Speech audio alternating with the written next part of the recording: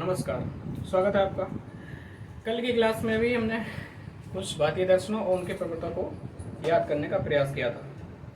आज हम वेदांत दर्शन की जो प्रमुख शाखा हैं, उनके जो प्रवर्तक हैं और साथ ही साथ कुछ भाग हैं निवृत्ति मार्गी कुछ दर्शन है, और वो दर्शन का जो आधार है वो क्या है उसको समझने का प्रयास करते हैं, प्रवर्तक और दर्शन। तो सबसे पहले हम कल की बातों को रिकॉल कर देते हैं। कल मैंने बताया था आपको सांग दर्शन किससे संबंधित है, आप भी याद करने की कोशिश करिए। कपिल मुनि यानी कि सांख्य यानी कि संख्या, ये नंबर का आवास होता है। पिल यानी कि पिल्स यानी कि गोलियां, ठीक, दवाइयाँ। दूसरे थे न्याय दर्शन। न्याय दर्शन यानी कि भगवान राम, गौतम मुनि, उनकी पत्नी अहिल्या, ठीक है, न्याय किया, पत्थर से क्या बन गई, फिर इंसान बन गई थी। योग दर्शन तो आपने स्वामी रामदेव जी यानी कि पतंजलि ऐसे याद कर सकते हो। अगला है आपका वैशेषिक दर्शन यानी कि शेष, क्या बचता है दुनिया में, कड़ी बचते हैं, परमाणु बचते हैं यानी कलाद मुनि। साथ ही साथ मीमांसा यानी मिनी यानी कि जैमिनी। अगला था वेदांत दर्शन या फिर उत्तर मीमांस यानी कि उत्तर बाद में देगी, आज तो दे दो, तो कौन हुआ, बाद प्राणायाम। अगला है कि चार वाक दर्शन मैंने बताया था। फिर बौद्ध दर्शन, महात्मा बुद्ध और जैन दर्शन। जैन दर्शन यानी जिन से शब्द जोड़ा, जिन यानी कि जो अपनी इंद्रियों को जीत लेता है, जिनका मतलब होता है जीत रहा है, इंद्रियों को जीत लेता है, तो वही तो महावीर है। और उसके दो संप्रदाय, दिगंबर और श्वेतांबर।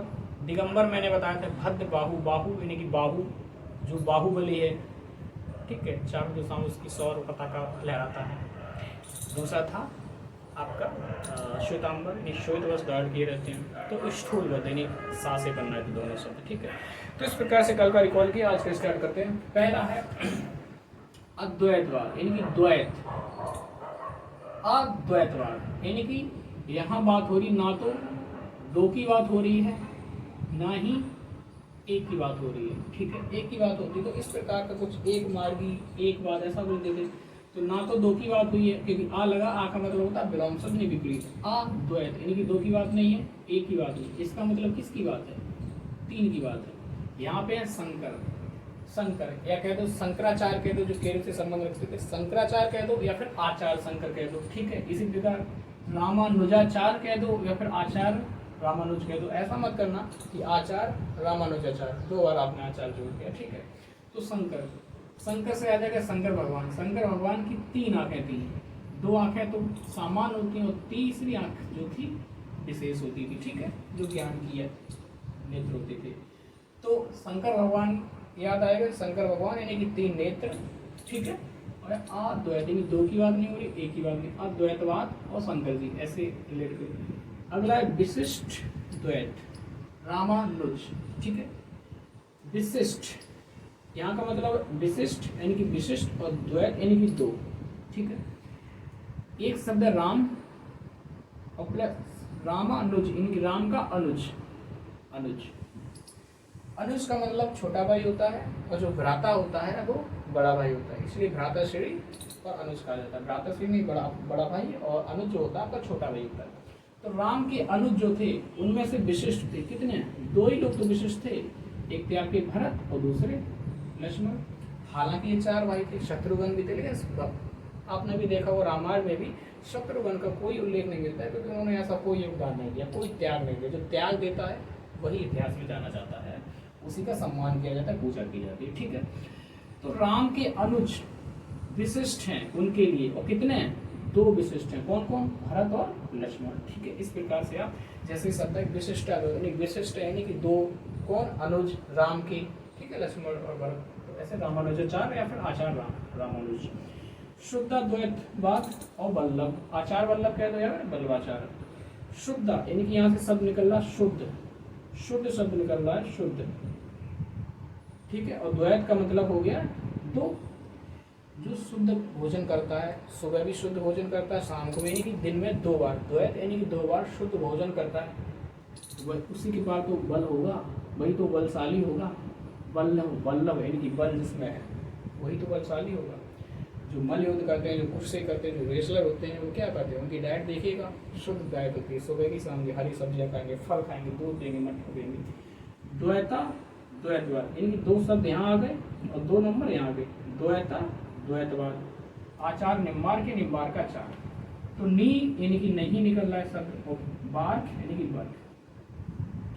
वर्क यानी कड़ी मेहनत, जो वर्क नहीं करेगा, जो कड़ी मेहनत नहीं करेगा दिन रात, उसकी दिन दोगुनी और रात चौगुनी वृद्धि कैसे होगी? यानी कि 2 और 2 शब्द मिलाकर कितने हो गए टोटल?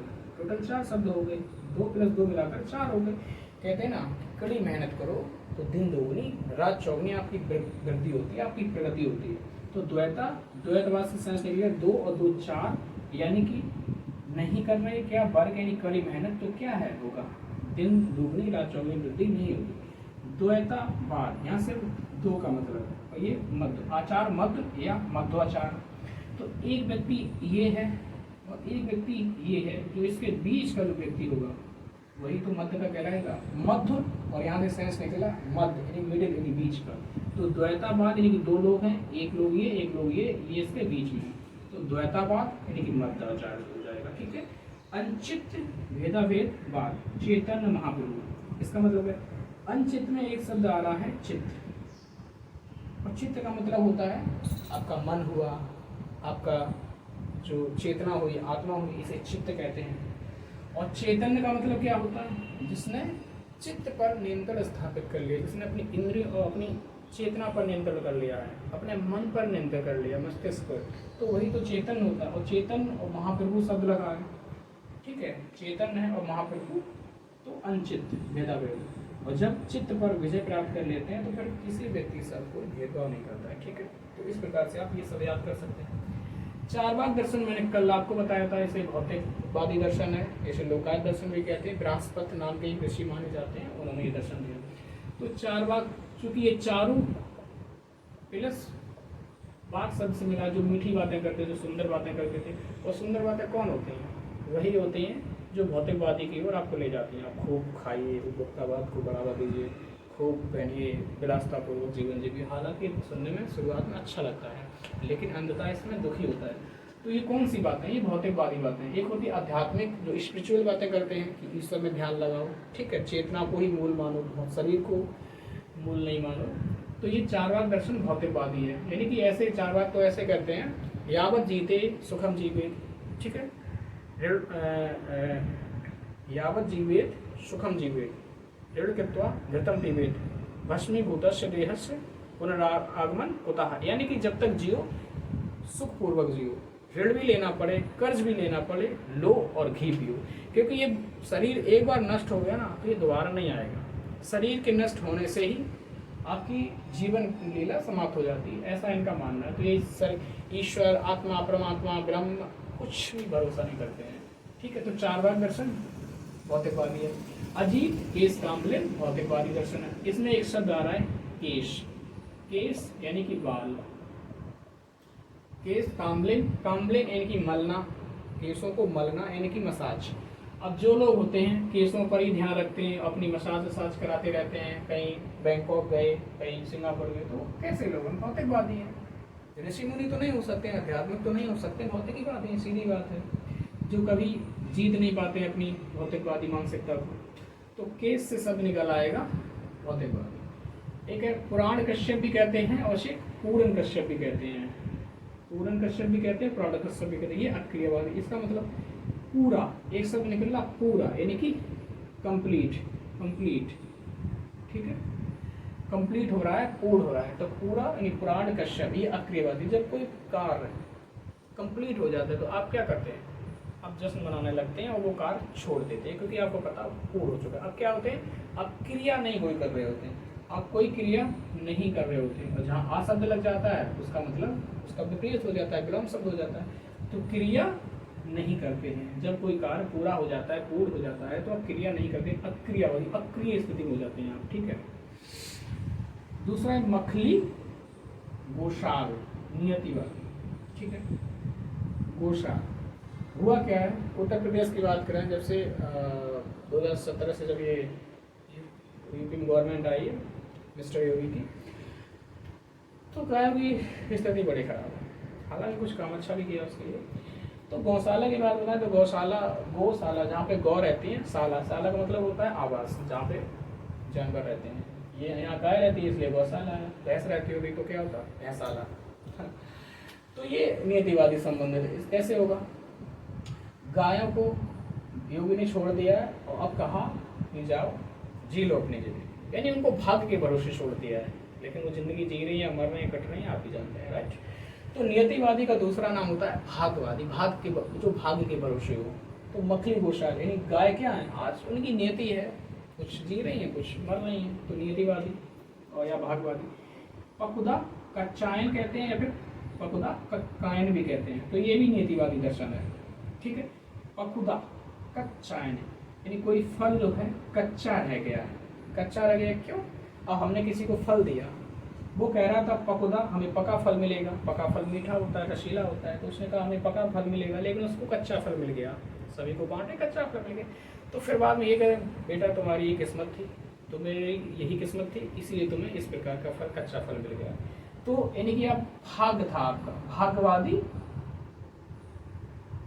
भाग्यवादी भी कहते हैं, नियतिवादी अगर आपकी नियति थी, आपका भाग्य था, जो आपको कच्चा फल मिला, वनस्पति पकेगी। अगला है संजय, बैलट पुत्र, संदेहवादी फिर अनिश्चयवादी, जो हर चीज में संदेह करते हैं। जैसे डेकार्ट कहता है, एक पश्चिम का दार्शनिक है, I think therefore I am, यानी कि मैं सोचता हूँ इसलिए मैं हूँ, मुझे भरोसा नहीं है कि मेरा भी कोई अस्तित्व है, ठीक है। और एक कहता है कि हर चीज में संदेह करो, आप हो इस पर भी संदेह करो। तो संजय, तो उसे कहते हैं संदेहवादी और अनिश्चयवादी, राइट। तो संजय बेलट पुत्र, संजय का नाम आपने सुना होगा, महाभारत अगर आपने पढ़ा होगा या देखा होगा तो जरूर आपने संजय का नाम सुना था। संजय वो व्यक्ति थे जो दूर हो रही किसी घटना को भी स्पष्ट उसका प्रत्यक्ष कर लेते थे, उसको देख लेते थे, ठीक है। तो संजय जैसे अगर कोई दूरदर्शी है, दूर की बातें देख रहा है, तो उसमें संदेह होने की गुंजाइश नहीं रहती है, ठीक है। अनिश्चयवादी रहना किसी भी चीज को लेकर ऐसी गुंजाइश नहीं रहती है, तो कोई डाउट नहीं रहेगा, ठीक है।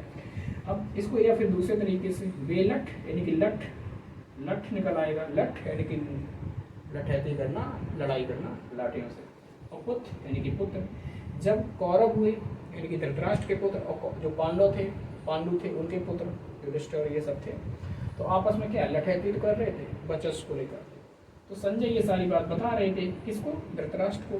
तो धृतराष्ट्र को कोई संदेह नहीं था, कोई अनिश्चय नहीं था कि ये गलत बोल रहे हैं, उनको भरोसा था। तो इस प्रकार से अपने वेदांत दर्शन की जो ये शाखाएं हैं इनको व्याकरण किया है, साथ ही साथ जो कुछ दर्शन है और उनका सिद्धांत क्या उसको किया। आज की क्लास को यही समाप्त करते हैं, कल नए टॉपिक के साथ मिलते हैं। नमस्कार।